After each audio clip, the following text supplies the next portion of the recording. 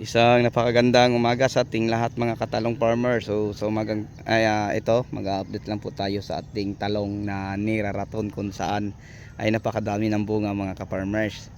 Okay, so nakapag-harvest na po tayo ng tatlong basis. So una, dalawang quaits lang, nasa mga 30 plus kilos. Then nag 200. Then sa pangatlong mga ka-farmers, 200 din, no?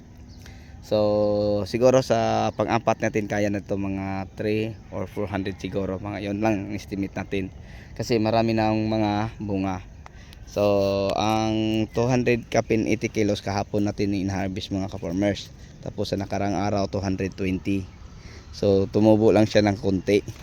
So ngayon mga ka-farmers, kita na natin mga ka-viewers, mga subscriber ko, kahit saan dako man o sulok ng ating bansa, marami na po itong mga bunga, no?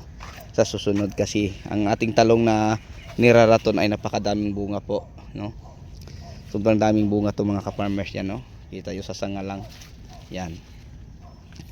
So ganun pa man ang ating ginagawa din nagpapa-spray po tayo ngayon ng organic lang, no? Solo ang organic mga ka-farmers na pinapa-spray natin din. So napakadaming bunga ang talong na to mga ka-farmers. So yon, mga 3 days from now mag-harvest na po tayo ulit din. Yung sanga lang mga ka-farmers, oh, kita nyo kung gaano kadaming bunga, oh. Yan, sanga lang, isang sanga. So kailangan itong talian 5 maliliit na bunga. Nakakatuwa. Tapos sa itaas, oh. Yan mga ka-farmers ang resulta sa mga ginagamit nating foliar din. So ayan, nagpapa-spray tayo. Nandun pa sila mga ka-farmers sa kamatis at saka sa ating ampalaya na bagong tanim. So same lang ang ating pinapa-spray simula doon papunta din, organic lahat. Okay, so may mga video tutorial ako patungkol po, no, na yung mga synthetic na mga ginagamit natin din, ina-apply lang po natin kung kinakailangan. Ayan mga ka-farmers, oh, yan ang mga bunga.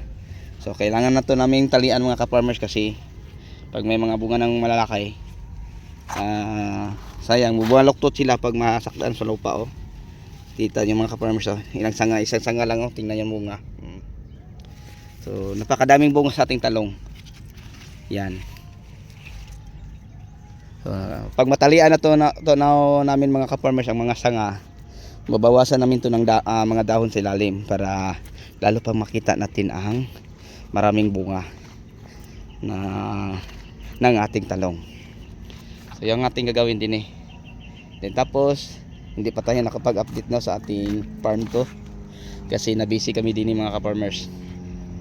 Yun lang ang sabi ko sa inyo, na ang synthetic na mga ginagamit natin din, tulad ng pang-control sa white fly at prochute borer, ina-apply lang natin kung kinakailangan. Pero pag kita natin ganito ang kondisyon, no, napakalinis, napakaganda ang mga talbos, yan, organic lang mga ka-farmers, okay na. Yun lang ang ating gawing pang maintenance. So organic siya, na hindi katulad sa Farkernin, ang Deadso, kasi ang Farkernin mga ka-farmers, kung pag-usapan natin na insecticide na po siya. Kung pag-usapan natin foliar na po siya. Kung pag-usapan natin fungicide na po siya.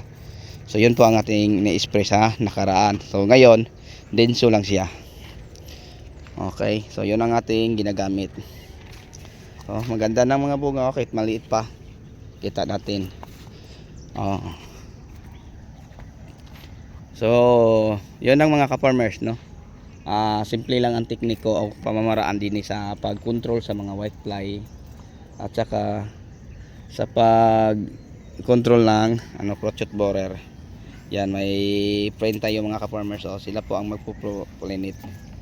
Pag hindi synthetic ang ating ititira, yan, hindi sila mawala mga ka-farmers. Yan, marami silang nakita ko ngayon mga ka-farmers, hindi lang 5 o 10. Yan. So malaking bagay pag meron sila mga ka-farmers, no.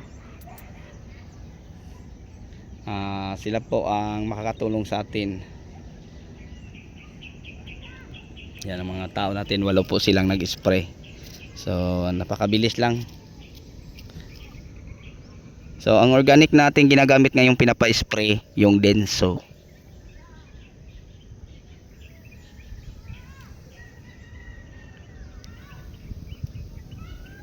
So yun po ang ating ginagamit.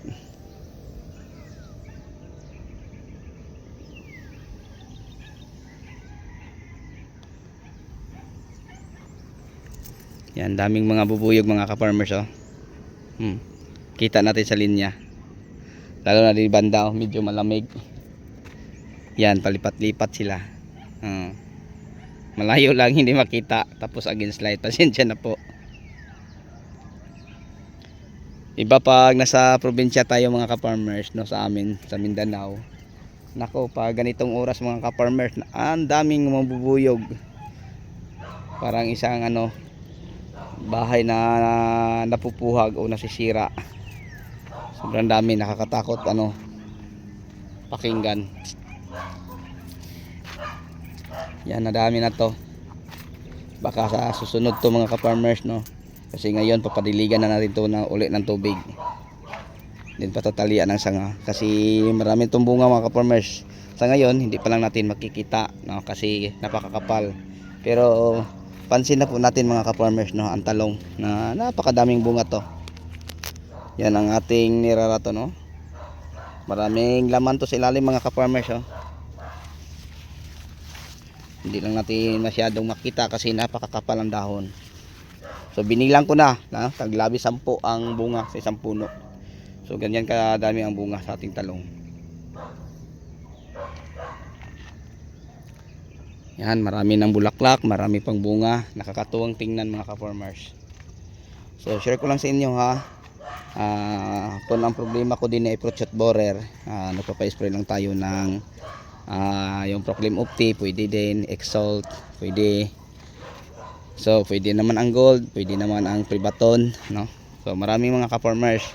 So share ko lang kung halimbawa ay problema natin ang fruit shot borer, alternate na po tayo palagi no sa mga insecticide na ating ginagamit para po sa fruit shot borer, para hindi ma-immune mga ka-farmers, kasi mahirap pag ma-immune kahit ano pang klaseng insecticide ang gamitin mo kung hindi mo alam ang diskarte sa pag-control nila. Wala, sayang. Ayan ang ating ginagamit. Tapos sa ano naman sa white fly, nagamit na po tayo din ng Oberon. So kung mapansin nyo, maraming gas-gas mga ka-farmers no, damage po siya ng mais. Yung parang maliit pa lang ang bunga, may mga gas-gas na no. Ano bang kasing gas-gas? Yung calyx niya hindi nag-green mga ka-farmers. So meaning mga ka-farmers, maraming mga saking ang insect. So pwede tayo mag-spray ng Benevia or Oberon Speed. Tapos ang iba mga ka-farmers sa hangin, yung parang gas-gas, yung parang ganyan, sa maliit pa siya na ano. So yun po ang sanhi, gas-gas sa hangin. So ito mga ka-farmers, ano to siya, may saking ang insect, tulad na yung mga trips no, meron siya, hindi lang natin makikita. So yan, pwede na tayo magpapa-spray din ng Oberon.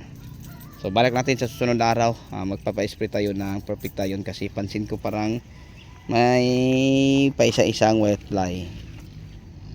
So yun ang ating ipapa-spray din eh. So ngayon organic lang sa tayo muna, kasi hindi pa man masyadong lala sa white fly.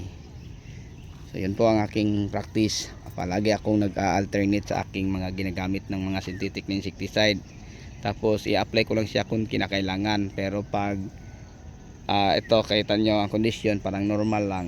Ayan, organic lang din.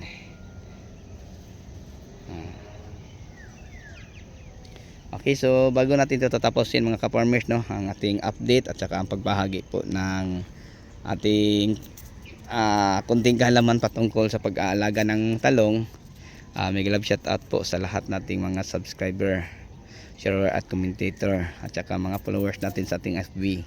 So sa inyong lahat at inyong walang sawang suporta, maraming salamat po. So hindi ko na po kayo maisa-isa no. So ulitin ko, maraming salamat po sa inyong lahat. Bye bye na po, God bless, Happy watching and happy farming. Thank you.